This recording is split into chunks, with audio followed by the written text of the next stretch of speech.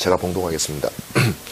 조금 있으면 너희가 나를 보지 못하겠고 또 조금 있으면 나를 보리라 하시니 제자 중에서 서로 말하되 우리에게 말씀하신 바 조금 있으면 나를 보지 못하겠고 또 조금 있으면 나를 보리라 하시며 또 내가 아버지께로 감이라 하신 것이 무슨 말씀이냐 하고 또 말하되 조금 있으면이라 하신 말씀이 무슨 말씀이냐 무엇을 말씀하시는지 알지 못하노라 하거늘 예수께서 그 묻고자 함을 아시고 이르시되 내 말이 조금 있으면 나를 보지 못하겠고 또 조금 있으면 나를 보리라 함으로 서로 문의하느냐 내가 진실로 진실로 너희에게 이르노니 너희는 곡하고 애통하겠으나 세상은 기뻐하리라 너희는 근심하겠으나 세상은 도리어 기쁨이 되리라 여자가 해산하게 되면 그때가 이르렀으므로 근심하나 아기를 낳으면 세상에 사람 난 기쁨으로 말미암아 그 고통을 다시 기억하지 아니하느니라 지금은 너희가 근심하나 내가 다시 너희를 보리니 너희 마음이 기쁠 것이요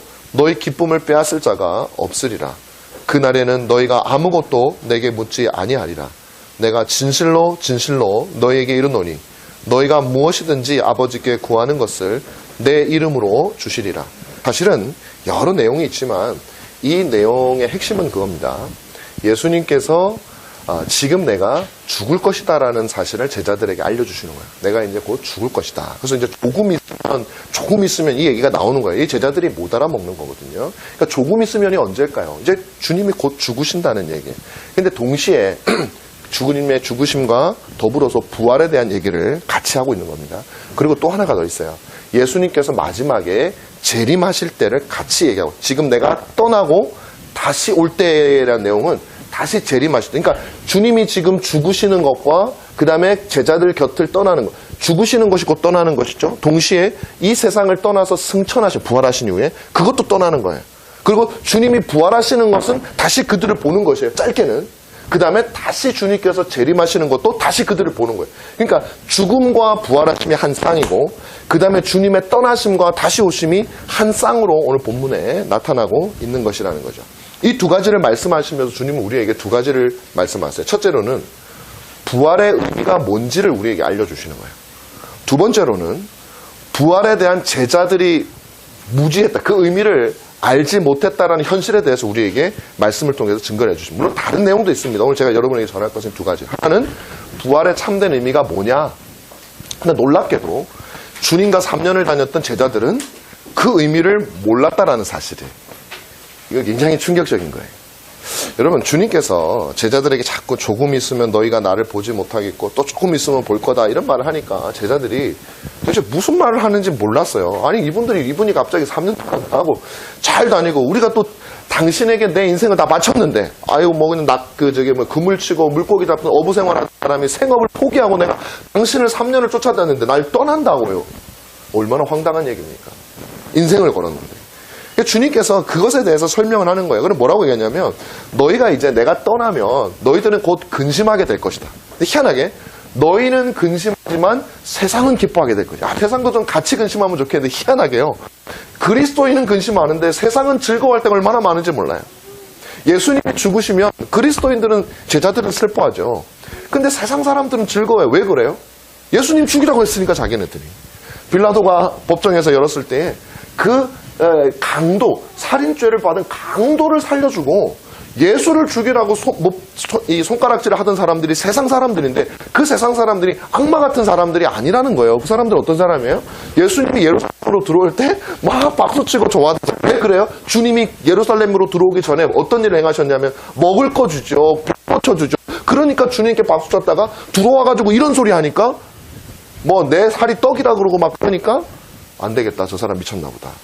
그러면서 그 사회에 있던 불만, 여러 가지 어려움들, 그 나라 빼앗긴 서름 이런 것들이 누구한테로 가요? 한 사람, 이 예수 그리스도를 죽게 함으로 이 사회가 이 불만이 해소되어지는 그런 과정이 있는 것이죠. 자, 그런 겁니다. 그게 바로 이제 예수 그리스도께서 말씀하시면서도 우리에게 뭐라고 말씀하시냐면 출산에 대한 고통에 대해서 지금은 너희가 슬퍼하지만 그러나 너희가 기뻐할 날이 올 것이다. 다시 말하면 여인이 아이를 낳을 때는 너무 아프고 힘들고 고통스럽고 그렇지만 여기 뭐 경험 많이 해보셨어요. 아이를 탁 낳고 나면 너무너무 기쁨. 근데 저는 그건 기쁨을 경험을 못 해봤단 말이에요. 저는 왜 그런 경험을 못 해봤겠어요? 아이를 낳는 고통을 제가 경험을 안 해봤기 때문에 엄마만이 가지는 그 기쁨을 저는 못 해봐요. 앞으로도 못할 것이고. 그러니까 제가 제 아내를 첫애를 우리 형님이가 있는데 낳을 때 여기서 낳았거든요. 우리 저기 문정동에서 낳았거든요. 들어가서 애 낳았는데 와 정말 이게 뭐 영화나 뭐 이런 데서 보는 거하고 실감 나더라고 진짜. 막 어찌나 힘들어하는지요. 코피가 제가 말씀드렸나? 제가 딴 데서 말씀드렸나? 막 나는 힘든데 막 고통 비명을 지르면서 너무너무 힘을 지니까 우리 애가 형균이가 좀 컸어요. 4.18? 네, 자연분만으로 나왔단 말이에요. 골반에 걸려가지고 잘 안 나오는 거야. 그러니까 그걸 내려고 그냥 힘을 주다 보니까 코피가 터져가지고 정말 감동 아닙니까 이거? 아이를 낳게 하기 위해서 코피가 흐를 정도로 힘을 줬으니 실핏줄이 터진 거 아니에요. 그래서 제가 그걸 보면서 막 온갖 공약을 진짜 다 했어요. 막 그 순간에 내가 무슨 말이라도 해서 이 사람을 이쁘게 해줘야겠다는 생각으로 내가 다시는 당신한테 뭐라고 안 할게요. 온갖 공약을 다 해서 내가 할 생각나는 거 다 했단 말이에요. 그만큼 저는 절박했어요. 그러고 났는데, 그러니까 둘째를 이제 임신했을 때 저가 걱정이 되더라고요. 다른 게 걱정이 아니라 그 아이 낳는 과정을 제가 봤기 때문에 또 그 과정을 그냥 지켜볼 생각만 해도 겁이 나는 거예요, 내가. 근데 집사람이 걱정을 별로 안 해요. 난 그게 너무 신기하더라고요. 어떻게 걱정을 내가 지금 나를 생각하니까 나 안 들어갔으면 좋겠는데 그 대학병원 같은 데서 안 들어가잖아요. 근데 보통 산부인과 다 들어가거든요. 그냥 대학병원으로 막 이런 생각이 들 정도로. 그랬는데 제가 물어보니까 아내가 그러더라고요. 진짜 그렇다대요. 애를 그 고통스러웠지만 그 아이를 낳았을 때 그 기쁨 그리고 그 키우면서 그 귀여움 뭐 이런 것 때문에 그 낳을 때 고통이 그렇게 별 생각이 잘 안 난대요. 저는 생생한데 뭐 당하지도 않은 사람은 생생한데 당한 사람은 안 난다. 그러니까 저는 왜 이 말씀을 드리냐면 그 큰 고통마저도 상쇄시킬 수 있는 그 기쁨은 그 고통을 겪은 자만이 누릴 수 있는 기쁨이거든요. 여러분 지금 봄이 요즘은 코로나 때문에 이렇지만은 봄에 그냥 난 그 느낌 파란 것이 올라오는 그 상쾌함 그 3월 말이나 뭐 3월 초나 이때 될 때 그 상쾌함은 겨울을 지나지 않으면 못 느껴요. 열대지방 가면 그런 상쾌함 존재하지 않잖아요. 주님께서 비슷한 말씀을 하시는 거예요. 우리가 부활하신 주님이 우리에게 가져다주는 참으로 복된 영광을 우리가 누리기 위해서 또한 주님이 우리에게 그걸 주시기 위해서는 당신은 죽음이라고 하는 처참한 것을 겪지 않고서는 이것이 올 수가 없다라는 말씀. 그러니까 우리는 자꾸 부활만 좋아하는데 부활을 주시기 위해서 주님께서는 우리에게 그리스도에게 죽음을 주셨다라는 그 얘기를 그리고 부활이 있어야 우리가 그 부활의 생명에 주님만 부활하시는 것이 아니라 그 부활이 죽음이 있어야 그 부활의 생명에 우리가 동참할 수 있게 된다는 그 원리를 이제 제가 설명을 드릴 거예요. 아마 이건 모르시는 분은 없을 거예요. 그렇지 주님이 부활하시고 우리가 살. 근데 왜 우리가 사냐 말이에요. 주님의 부활이 왜 우리가 사냐 말이에요. 그리고 오늘 본문은 반복해서 말하는 게 뭐냐면 예수를 믿는 3년간 쫓아다녔던 제자들이 그럼에도 불구하고 그걸 전혀 몰랐다라는 정말 기가 막힌 사실을 알려주고 있는 것이죠. 3년을 다녔는데 예수가 누군지 몰랐던 거예요. 근데 그 사람들한테 물어보면 되게 기분 나빠요. 당신들은 예수가 누군지 몰라. 기분 나빠요. 왜? 내가 3년이라도 알고 있다고 생각을 하는데 몰랐다 그러면 기분이 나쁜 거예요. 제가 이제 며칠 전 이제 그저께 부산에 이제 저희 외할머니께서 이제 소천하셔가지고 98세로서 내려갔는데 뭐 좀 이따 그 얘기도 제가 조금 드리겠지만은 저희 외할아버지가 목사님이셨거든요. 은퇴하신 지 한 92년도 은퇴하셨으니까 한 30년 가까이 되시잖아요. 이제 돌아가셨죠. 그리고 할머니가 돌아가셨는데 그 후임으로 오시고 그분도 이제 은퇴하시고 그 다음으로 오신 새로운 저 나이 때 되는 목사님이 계셔요. 그 교회에. 근데 제 외삼촌이 그 장로님이신데 뭐 이렇게 얘기를 막 하다 보니까 그 새로 오신 목사님이 굉장히 이제 처음에는 우리 제 삼촌도 그렇고 다들 그냥 그렇게 칭찬했대요. 너무너무 잘한다고 좋다고. 저한테도 그러시더라고요. 근데 한 3년 지나가지고 이번에 가니까 그 목사님이 위임 투표를 했는데 위임이 안 된 거예요. 3분의 1을 못 얻어가지고. 왜 그러는데 불만들이 이제 슬슬 이제 처음엔 좋았는데. 근데 그 불만들이 뭐냐, 그러니까 눈치를 보니까 그래요. 뭐 이렇게 쭉 얘기하시는데 딱 보니까 요거 같아요. 뭐냐면은 성도들에게 여러분 10년 믿고 20년 믿어도 그 믿음 연수 자체는 다 소용없습니다. 이런 식으로 얘기를 한 거예요. 저도 그런 얘기 많이 해가지고 미움 받았거든요. 비슷한 것 같아요, 어디나. 근데 보세요. 물론 10년 믿고 20년 믿고 다 소용없습니다라는 말은 여러분들의 신앙은 다 가짜입니다. 이거는 제가 볼 땐 잘못된 말이죠. 그러나 우리가 몇 년을 믿었냐고 하는 그 연수가 중요한 게 아닙니다. 우리는 정말로 예수 그리스도의 진리를 여러분이 알고 있느냐가 중요한 겁니다. 라고 만약에 메시지를 전했다면 여러분 기분 나빠하면 될 메시지예요? 아니면 기분 나빠할 필요가 없는 메시지예요? 그걸 정말로 알고 있는 사람은 기분 나빠할 이유가 없어요. 맞습니다. 근데 누가 기분 나빠해요? 자기가 모른다고 생각되니까 웃겨가지고 기분 나쁜 거예요. 제자들도 마찬가지예요. 3년을 예수님을 쫓아다녔는데요. 신앙생활 10년이나 20년에도 진리를 모르는 사람이 있어요. 제자들도 3년을 쫓아다녔는데 주님의 죽으심에 대해서 다 말리고 있어요. 죽지 말라는 거예요. 베드로도 죽지 말라고 그러고 모든 제자들이 다 죽지 말라는 거예요. 이 주님이 죽으시기 위해서 오셨는데 이 사람들 3년 동안 뭘 배웠냐? 주님의 죽으심이 없으면 뭐가 없어요? 부활이 없는데, 부활이 없으면 우리의 죄사함이 없는데 이 사람들은 여전히 예수 그리스도가 왜 이 땅에 오셨는지를 모르고 있는 제자들이었다는 말이에요. 오늘도 마찬가지입니다. 오늘도 많은 사람들이 교회 오래 다니고 신앙생활 오래 하고 부활에 대해서 얘기하고 부활절하고 박수치고 성찬에 참여하고 모든 교회의 활동들은 많이 하지만 정말로 그 부활을 우리가 어떤 의미에서 기뻐하고 즐거워하고 축하해야 되는지, 성찬을 왜 하필이면 부활주일날 성찬을 하는 이유가 무엇인지 잘 몰라요. 그냥 성찬은 하나의 부활절날 하는 예식이구나 싶어서 참여하는 그런 경우도 얼마나 많은지 몰라요. 여러분과 저는 어떻습니까? 많은 사람들이 그리스도에 대한 변두리적인 사실, 어디서 태어났는지, 그분의 어머니의 이름은 뭔지, 아버지 이름은 뭔지, 심지어는 그분이 태어났을 때 왕의 이름은 뭔지, 그분이 보리떡 5개와 물고기 2마리로 몇 명을 먹이셨는지, 남은 광주리는 몇 개인지, 십자가에 못 박은 총독의 이름은 뭔지, 유다가 은을 얼마에 팔았는지, 그런 거는 잘 알아요. 그런데 부활이 당신에게 무슨 의미가 있냐고, 부활이 당신을 어떻게 소망을 주냐고 말하면 아는 사람도 있죠. 근데 또 잘 모르는 사람도 많아요. 오늘 저는 바로 이 부활의 오늘 본문을 통해서 볼 수 있는 의미를 3가지로 말씀을 드리려고 합니다. 첫 번째는 이 종합하면 부활과 분의 관계를 말씀을 드리려고 합니다. 첫 번째는 부활을 통해서 우리는 예수 그리스도의 이름으로 기도를 해야 한다라는 근거를 발견하는 거. 오늘 본문 말씀에 보면 23절에서 26절 말씀을 보면은 그렇게 돼 있어요. 뭐라고 돼 있습니까? 23절에 그날에는 너희가 아무것도 내게 묻지 아니하리라. 내가 진실로 진실로 너희에게 이르노니 너희가 무엇이든지 아버지께 구하는 것을 내 이름으로 주리라. 24절에 지금까지 너희가 내 이름으로 구하지 아니하였으나 이제는 내 이름으로 구하라. 그러니까 내 이름으로 기도하라고 주님이 말씀하셨어요. 26절에도 있어요. 그날에 너희가 내 이름으로 구할 것이요. 그리스도의 이름으로, 그 전까지는요, 예수 그리스도가 부활하기 전까지는요, 사람들이 예수 그리스도 이름으로 기도할 이유를 찾지를 못했어요. 그럴 수밖에 없는, 누군지도 모르는데 그 이름으로. 그러니까 유대인들은 그렇게 기도 안 했고 제자들도 예수님의 이름으로 기도 안 했어요. 왜냐하면 그분이 누군지 몰랐기 때문에. 주님께서 부활하신 이후에야 우리는 이제 드디어 예수님 이름으로 기도합니다라는 말의 의미를 안단 말이에요. 자, 이제 여러분들에게 제가 대답은 아닙니다. 묻습니다. 여러분들은 기도하실 때 맨 마지막에 예수님 이름으로 기도합니다라는 말을 우리는 해요. 그죠? 왜 하는지 알고 계시냐 말이에요. 그 무슨 의미를 담고 있는데 왜 우리는 기도를 끝나고 나서 예수님 이름으로 기도를 해? 이 말을 왜 붙여요?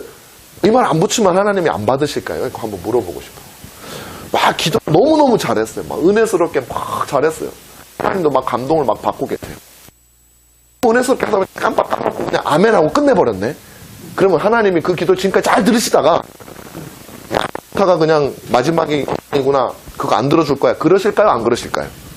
안 그러십니다, 여러분. 안 그러셔요. 그러니까 우리가 예수님 이름으로 기도합니다라는 말은 무슨 부적 같은 말이 아니에요.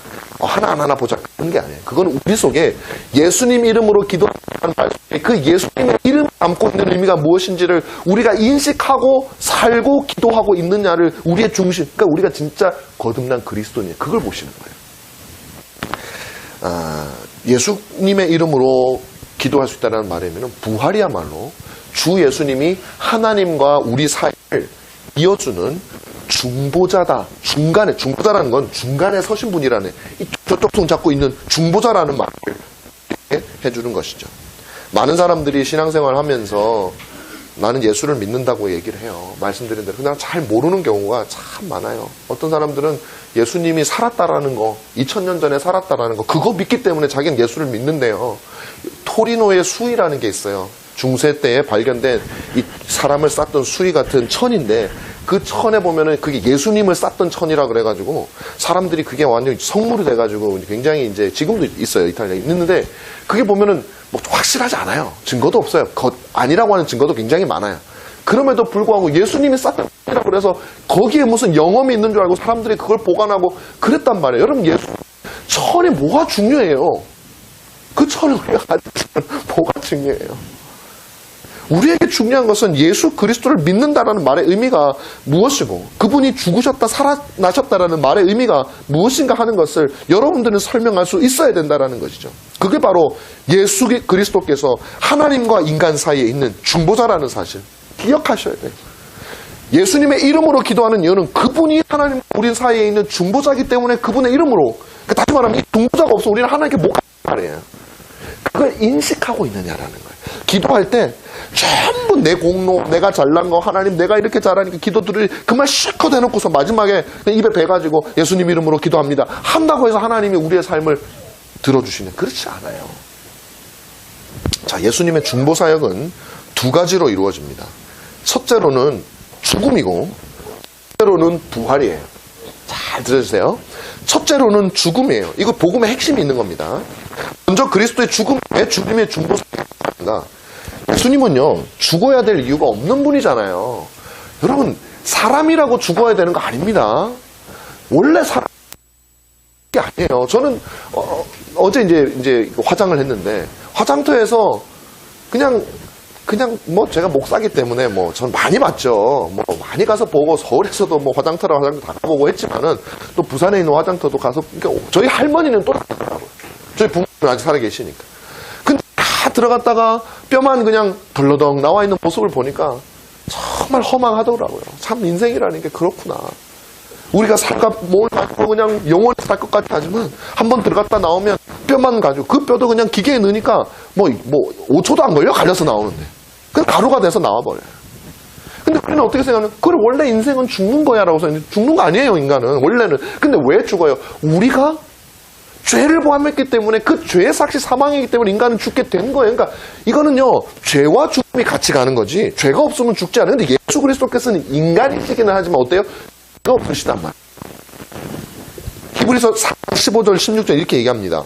우리에게 있는 대제사장은 우리의 연약함을 동정하지 못하시리가 아니요 모든 일에 우리가 똑같이 하는 이렇게 뭐가 없다? 죄가 없으시니라 이렇게 얘기한단 말이에요. 죄가 없는 분은 죽어야 될 이유가 없는데 그분은 죽었단 말이에요. 그러면은 어떻게 이게 성립이 되냔 말이에요. 그럼 두 가지로 생각해 볼 수 있어요. 하나는 뭐냐면은 이분은 자기의 죄를 위해서 죽은 거니까 이게 잘못된 거야. 이게 있을 수 없는 일이 일어난 거야. 아니면은 자기의 죄는 없지만 다른 누군가의 죄를 대신해서 짊어주는 거는 가능한 일이죠. 만약에 그게 가능하다면.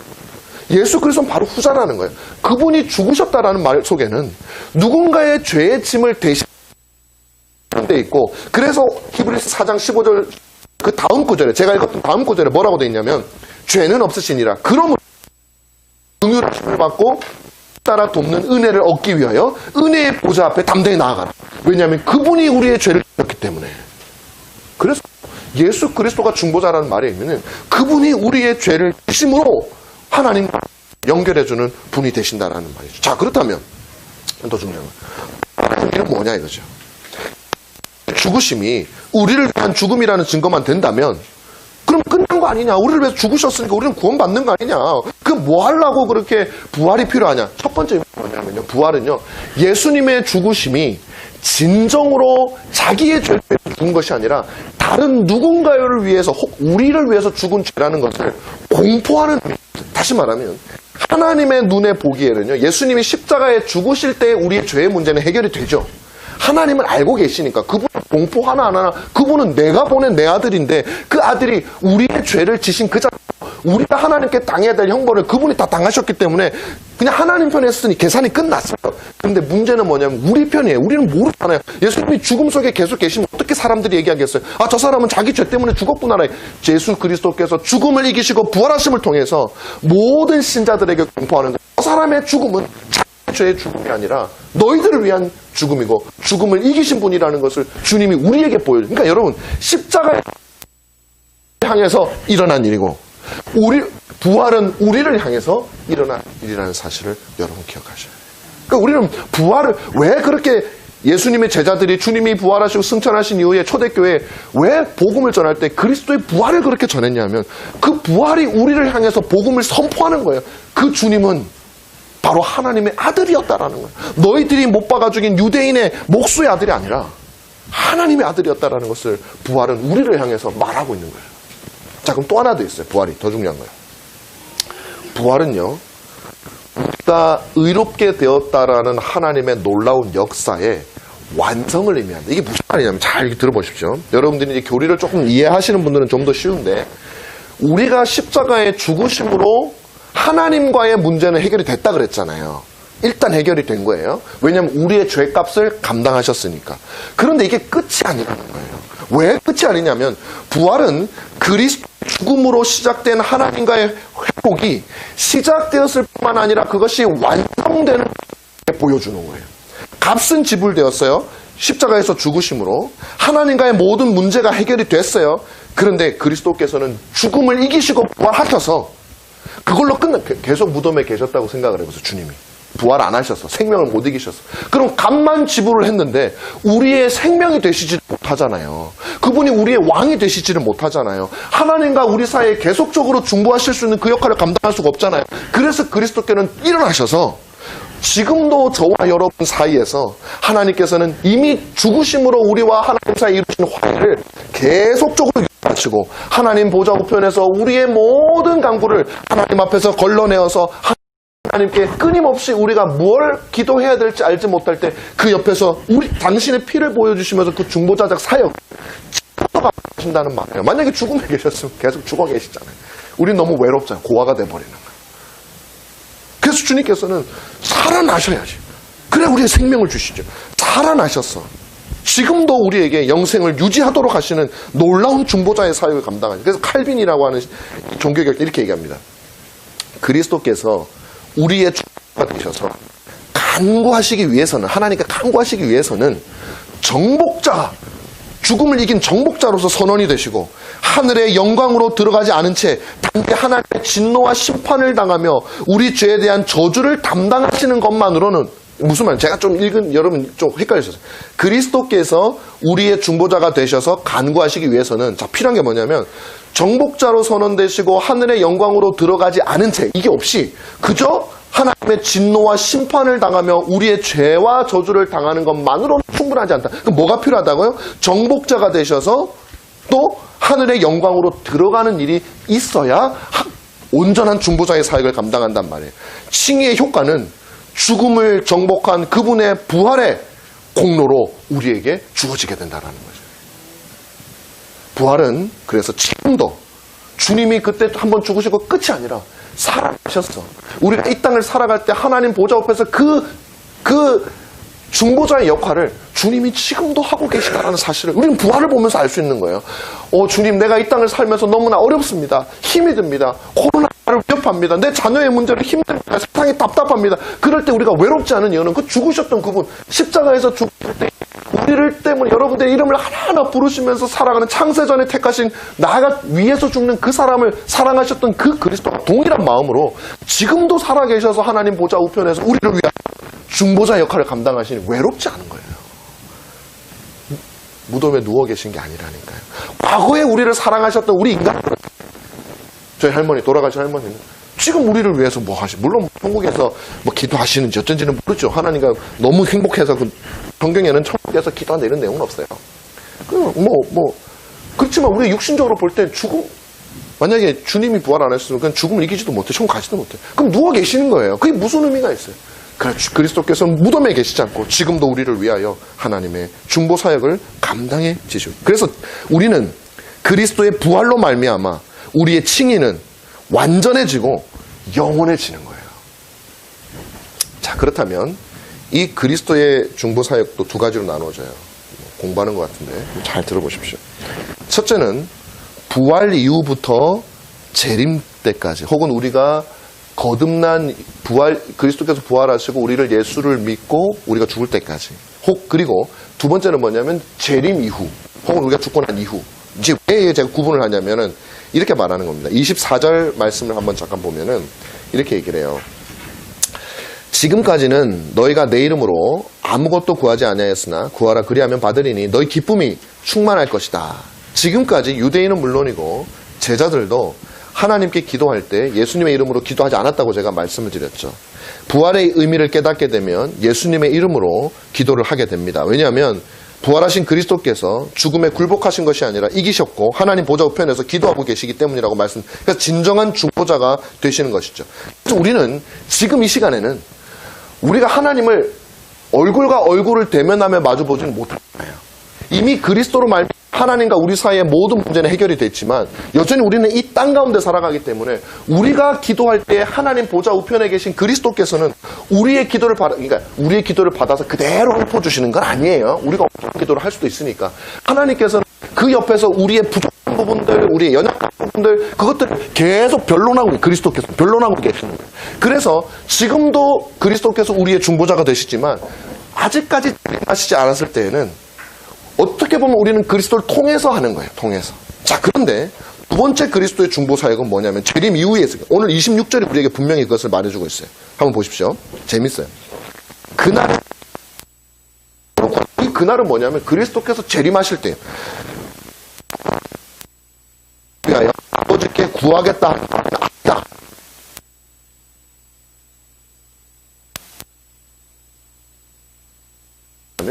우리가 예수 그리스도께서 재림하시고 우리가 천국으로 가게 되면 여전히 그리스도는 중보자로 계셔요. 그런데 이 땅에 우리가 있을 때는 그리스도께서 하나님 보좌 앞에서 중간에 통로가 되지만 우리가 하나님 나라에 가게 되면 그리스도가 하나님과 우리 사이에 빠져. 자, 이 빠진다는 게 불효가 사라진다는 게 아니라 그리스도가 우리 하나님과 우리 사이에 충만하여지고 우리는 하나님을 그리스도를 통해서 보는 게 아니라 이제 직접 볼 수 있게 돼. 왜? 우리 안에 그리스도가 충만히 계시기 때문에. 그래서 하나님이 우리 보시기 때문에 여기 이 땅에서 우리가 하는 것과는 조금은 다르지만 동시에 더 충만하고 풍성하게 주어진다라는 말씀이죠. 그래서 하나님과 우리 사이에 그리스도께서 항상 계시게 되고 천국에서 우리는 하나님을 직접 보게 되고 하나님도 우리를 직접 보게 되고 그렇게 서로 직접 보며 사랑할 수 있는 이유는 그리스도가 우리 안에 충만하기 때문에. 얼마나 복되겠어요. 하나님 직접 보고 누리니까. 둘째로 우리가 부활을 통해서 알 수 있는 것은 우리는 그리스도께서 하나님께로부터 오신, 처음에는 이제 우리가 그리스도 이름으로 기도할 수 있다는 걸 알 수 있다 그랬잖아요. 두 번째로는 그리스도께서 하나님으로부터 오신 분이라는 사실을 우리가 알 수 있다는 거예요. 27절에 보면 이는 너희가 나를 사랑하고 또 내가 하나님께로부터 온 줄 믿었으므로 하나님께서 친히 너희를 사랑한다. 이렇게 돼 있죠.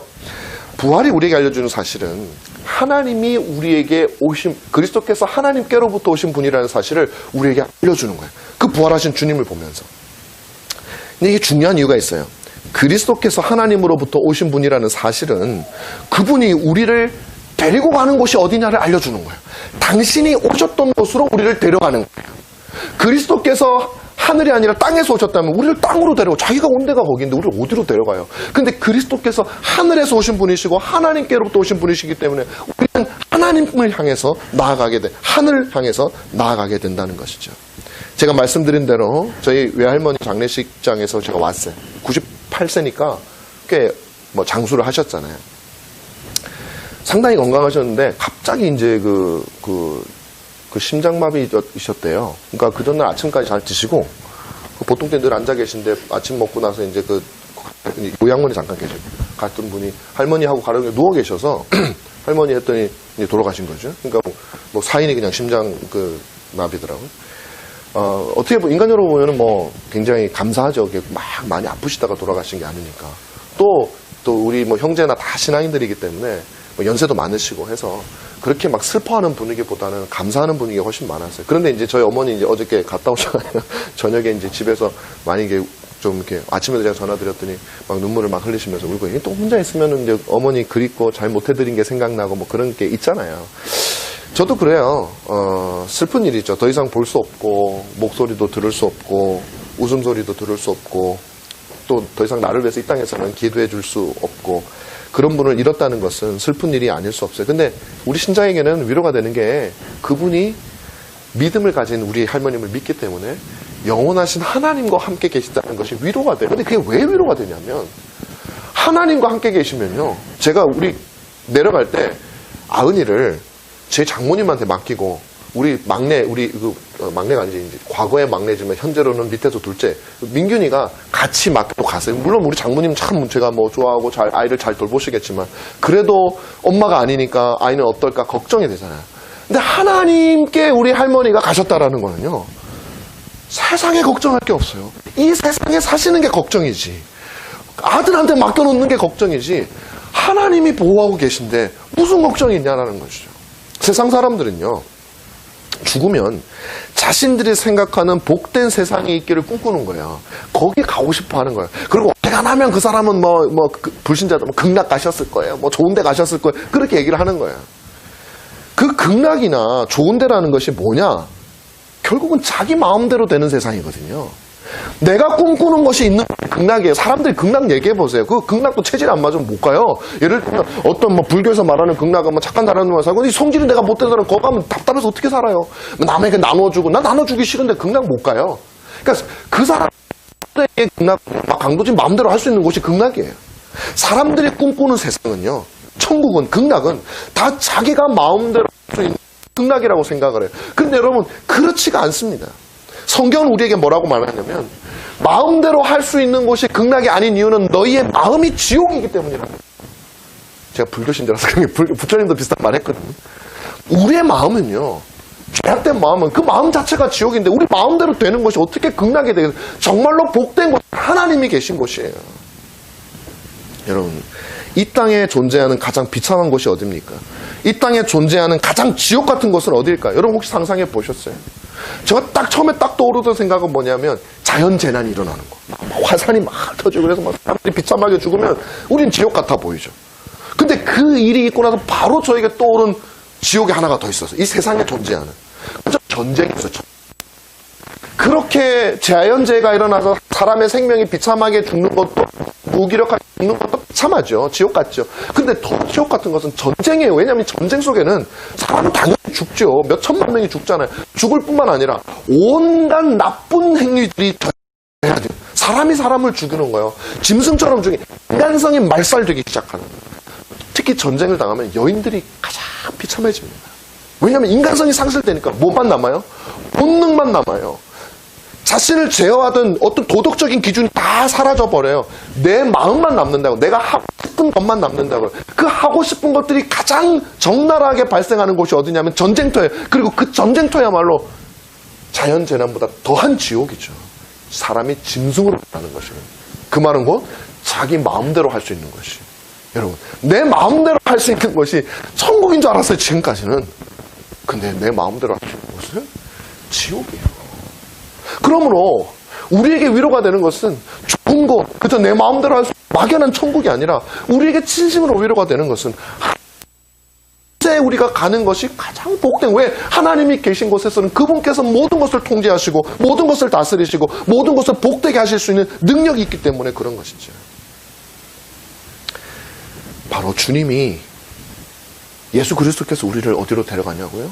바로 그곳으로 데려가요. 왜? 그분은 거기서 오셨으니까. 이 땅에서 태어났던 아담은 우리를 이 땅으로 데려갔죠. 왜 우리가 죽어서 묻힙니까? 아담이 흙에서 만들어졌고 그가 범죄했기 때문에 우리는 땅으로 가는 거예요. 이 땅에서 만들어졌던 아담은, 그리고 마귀에게 속았던 아담은 우리를 마귀에게로 데려가요. 마귀의 종이 되죠. 원래 하나님의 종이었는데 마귀의 종이 되죠. 그는 우리를 자기 주인인 마귀에게로 데려가요. 그러나 하늘에서 오신 예수 그리스도는 우리를 하늘로 갈 뿐만 아니라 하나님 아버지의 말씀에만 오로지 순종하겠다고 하신 성자께서는 그 아버지에게 계신 곳으로 우리를 가는 거예요. 이렇게 대조가 되는 거예요. 그래서 그리스도의 부활은 우리에게 그분이 하늘에서 오셨다라는 사실을 알려주고, 그 말은 곧 우리도 그곳에 거하게 될 것이라는, 그 막연한 극락이 아니에요. 그것은 가장 가장 복된 곳이에요. 왜? 하나님이 통치하시죠. 마지막으로 셋째로 부활을 통해서 우리가 반드시 이 세상을 이기게 될 것이라는 사실을 알기 때문에 부활을 기뻐하는 것이에요. 33절 말씀에 보면 이것을 너에게 이르는 것은 너희로 내 안에서 평안을 누리게 함이라. 세상에서는 너희가 환난을 당하나 담대하라 내가 세상을 이기었노라. 그리스도께서는요 죽으시기 전에 제자들에게 자신의 죽을 것과 부활하게 될 것을 말씀을 하셨어요. 20절의 말씀을 보시면 이렇게 기록되어 있습니다. 내가 진실로 진실로 너희에게 이르노니 너희는 곡하고 애통하겠으나 세상은 기뻐하리라. 너희는 근심하겠으나 너희 근심이 이제 도리어 기쁨이 될 것이다 라고 얘기를 하는 거죠. 우리의 근심이 기쁨으로 바뀔 것이다 라는 말씀을 우리에게 주시는 거예요. 아까 말씀드린 대로 예수님이 죽으실 때 우리는 슬퍼할 수밖에 없습니다. 제자들은 얼마나 슬프게, 베드로는 얼마나 절망적이었고 자기 인생을 그분에게 걸었는데 그분이 저렇게 무자비하게 죽다니, 무참하게 죽다니 얼마나 슬펐겠어요. 그건 예수님의 죽음이 슬픈 것도 있지만 자기 인생이 불쌍해서 슬픈 것도 있는 것이에요. 패배의식에 사로잡히고 세상은 승리를 환호합니다. 우리는 진 것 같아요. 완전히 진 것 같아요. 그러나 그리스도의 부활은요, 슬픔을 기쁨으로 바꾸고 기쁨을 슬픔으로 바꾸는 완전히 세상을 뒤집는 대역전극이 9회 말 투아웃에 일어나는 거예요. 그 제일 재밌잖아요. 9회 말 투아웃에 우리 편이 확 이길 때 있어요. 우리의 인생이 그렇다고 우리에게 말씀해 주는 것이죠. 주님께서 부활하실 때 기뻐하던 자가 누구일까요? 그들은 주님께서 십자가에 못 박히실 때 슬퍼하던 자리였어요. 우리의 슬픔은 잠시입니다. 왜냐하면 그 슬픔은 주님이 계시는 3일 동안만 우리에게 주어지는 것이기 때문에 그래요. 그리고 그분이 부활하시고 난 영원한 세상은 우리에게 기쁨이 되는 것이라는 것이죠. 사랑하는 여러분, 신자는 세상을 살면서 고난과 환난을 경험합니다. 그 환난과 고난은 신자이기 때문에 당해야 될 고난들도 많이 있어요. 두 종류예요. 첫째는 내가 예수를 믿기 때문에 억울하게 혹은 예수를 믿는 믿음 때문에 당하는 고난이 있어요. 주님께서 그때 여러분들이 슬퍼하시던 그들의 그 슬픔을 주님이 모르실까요? 나 때문에 당하는 슬픔을 그냥 보실까요? 주님은 그것을 반드시 여러분에게 기쁨으로 뒤집어 주실 거예요. 우리는 확신이 있잖아요. 우리가 주님을 위해서 고난을 당하는데. 그런데 그러면 괜찮겠는데 또 우리가 당하는 고난 중에는 그리스도인답게 살면서 당하는 고난이 아니라 무슨 하나님의 자녀이기 때문에 당하는 고난이 아니라 그냥 애매하게 당하는 고난도 좀 있어요. 뭐 특별히 그것과 관계없이 당하는 고난, 때로는 내가 잘못해서 당하는 고난도 있어요. 그럴 때는 우리는 이 고난 때문에 내가 이 세상에 슬픈 것도 그냥 불행 그 자체라고 생각을 한단 말이에요. 그런데 주님은 오늘 그렇게 그것조차도 너에게 기쁨이 될 것이라고 말씀을 하셔요. 무슨 말이냐 이겁니다. 하나님이 허락하셨기 때문에 그 고난이 일어난다는 거예요. 자기 자녀에게 어떤 일이 일어나더라도 그것은 아버지께서 허락하셨기 때문에 일어나는 거예요. 예를 들어서 한번 생각해 볼게요. 재산이 엄청나게 많은 아버지가 있어요. 아들이 망나니처럼 살아요. 그냥 막 자기 마음대로 돈을 타다가 탕진하고 빚을 지고 그리고 아버지한테 와가지고 돈 갚아달라고 막 그러고. 그래서 아버지가 어떤 생각을 해요? 저 녀석 버릇을 고쳐야겠다고 생각을 하는 거예요. 어느 날 아들이 사고를 치고 아버지에게 왔어요. 돈 갚아달라고. 사고 쳤으니까 돈 달라고. 아버지가 안 갚아줬어요. 안 줬어요. 그럼 어떻게 돼요? 경찰서에 가든지 가서 감옥에 살든지 해야 되잖아요. 여러분 그렇게 됐을 경우에 아버지가 능력이 없으면 몰라도 능력 있는 아버지가 그 아이가 사고 치도록 놔둘 때는 어떤 의미가 돼요? 사고 쳐서 죽으라는 거예요? 아니죠. 사고를 치더라도 내가 너를 언제든지 빼낼 수 있고 또 네가 고쳐지면 이걸 고치면 너에게 더 큰 영광을 줄 수 있는 능력이 있을 때 놔두는 거예요. 능력이 없으면 할 수 없지만 우리 하나님 마찬가지. 하나님은 능력이 있는 아버지. 우리의 모든 것들을 관장하시고 우리를 여러분을 사로잡으려고 하는 모든 사탄의 괴계보다 더 강하신 분이라고. 그분께서 여러분을 놔두실 때 무슨 그것을 통해서 여러분들에게 더 큰 기쁨을 주시기 위해서 여러분을 놔두신. 그래서 여러분들이 이 땅을 살면서 어떤 종류의 고난이건 신자들이 당하는 모든 고난은 그 근심은 나중에 기쁨으로 우리에게 변화될 것이 분명한 사실이라는 것을 성경은 우리에게 증거해주고 있다는 것이죠. 왜? 내 모든 재산을 그 아들에게 주기 위해서 꽂히는 거예요. 주님이 여러분을 슬픔 가운데 두시는 이유는 언젠가는 그 모든 슬픔을 기쁨으로 바꿔서 내가 여러분들에게 예비한, 하나님이 여러분들에게 예비한 모든 유업을 여러분들에게 주시기 위해서 놔두시는 거예요. 그러므로 신자의 모든 고난은 우리에게 기쁨을 주시려는 하나님의 선물입니다. 그러므로 신자는 환난을 당하지만 근심을 하지만 좌절할 필요가 없어요. 왜냐하면 우리는 반드시 세상을 이길 것이기 때문이죠. 그 근거가 무엇이냐? 뭘 믿고 그렇게 하냐? 그리스도께서 부활하셨기 때문에. 그래서 33절에 이렇게 말하는 거예요. 이것을 너에게 이르는 것은 너희로 내 안에서 평안을 누리게 하려 함이라. 세상에서는 너희가 환난을 당하나 담대하라 내가 세상을 이겼노라. 왜? 내가 부활했기 때문에. 주님은 부활을 얘기하면서 우리에게 세상을 이길 것을 말씀해 주시고 있습니다. 말씀을 맺겠습니다. 그리스도께서 죽으실 때 신자는 잠시 슬퍼합니다. 그러나 그분이 부활하실 때 신자는 영원히 즐거워할 수 있어요. 그분의 부활은 여러분이 당하는 모든 고난이 잠시임을 알려주시고 여러분이 영원토록 능력의 하나님과 거할 것이라는, 그 하늘에서 거할 것이라는 사실을 우리에게 알려줍니다. 그러므로 이제 여러분들은 예수 그리스도의 제자가 되고 하나님을 믿는 백성으로 살아간다는 것이 무엇이고, 예수님의 이름으로 기도한다고 하는 것이 무엇이고, 그리스도의 부활이 무엇을 의미하는지 여러분들은 아시게 되신 거예요. 그저 그분이 살았다거나 그분이 뭐 기적을 행했다거나 그런 것이 아니라 그분이 중보자가 되신 것이 무엇인지, 그것이 부활이 우리에게 증명하고 있는, 여러분들이 하시고 그 부활을 기뻐하시며 그리스도를 누리시는 여러분 되시기를 주님의 이름으로 축원합니다. 기도하겠습니다. 고마우신 아버지 하나님, 오늘